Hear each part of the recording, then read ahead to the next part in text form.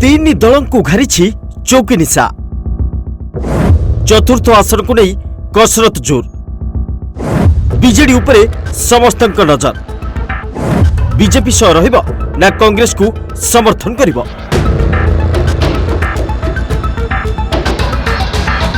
राजनीति केही कार शत्रु कि मित्र नुहंती। चौकी निशा घारिले मित्र शत्रु और शत्रु मित्र पलट जाते। जातीय राजनीति एभली अनेक चित्र सामना को आसी। संप्रति ओडिशार भी समान स्थिति। आगकू राज्यसभा निर्वाचन थिबारु सबु दल परस्पर उपरे पकाइछन्ति नजर। निजर नीति आदर्श को भूली जाई आगे चलिछन्ति राजनीतिक दल।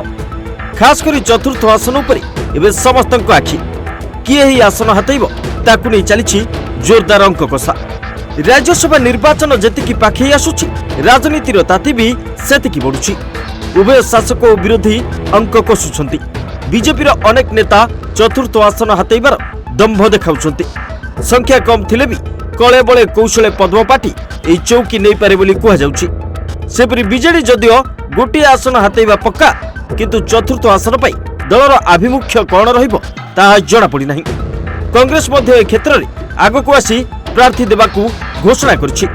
एपरिकी नवीन सह भेटिबाकू भक्त समय भी मागिछन्ति।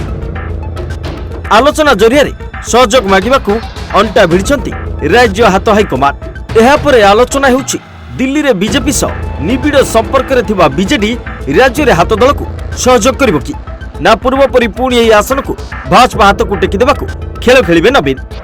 अतीत रे बिजू जनता दल रो समर्थन रे सांसद होई केंद्र मंत्री होइछन्ति अश्विनी वैष्णव, जहाँ बीजेपी बीजेडी रो भितिरिया संपर्क को पदाकू आनिथिला।